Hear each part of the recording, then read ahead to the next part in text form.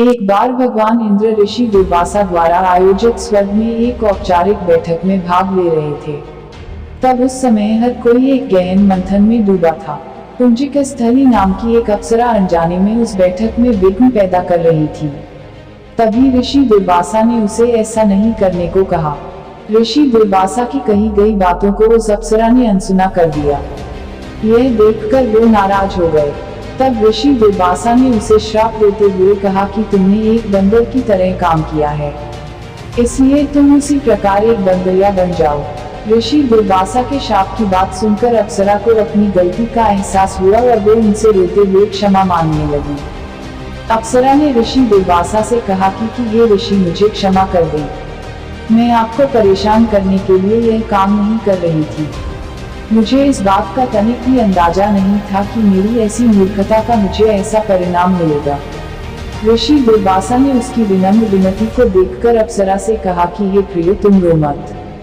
अगले जन्म में तुम एक भगवान से शादी करोगी, लेकिन वह एक बंदर होगा और तुम्हारा जो पुत्र होगा वह बंदर ही होगा, जो बहुत ही शक्तिशाली होगा और भगवान श्री राम का प्रिय भक्त होगा। यह सुनकर पुंजिक स्थली ने ऋषि दुर्वासा को नमस्कार करते हुए दिए गए श्राप को स्वीकार किया। तब माता अंजना का जन्म बंदर भगवान विराट से हुआ। जब माता अंजना विवाह योग्य हो गई तब उनकी शादी बंदर भगवान केसरी से हुई थी। इसके बाद माता अंजना अपने पति के साथ सुखी वैवाहिक जीवन व्यतीत करने लगी।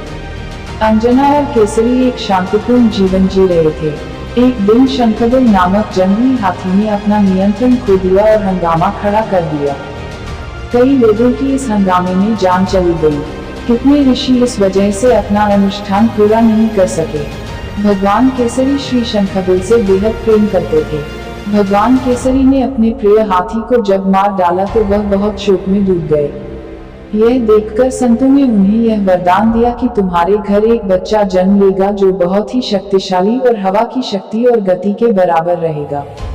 तब इस प्रकार भगवान केसरी के घर में माता अंजना ने भगवान श्री हनुमान को जन्म दिया। यही उनके जन्म की कहानी है, इसलिए उन्हें अंजनी पुत्र और पवन पुत्र कहा जाता है।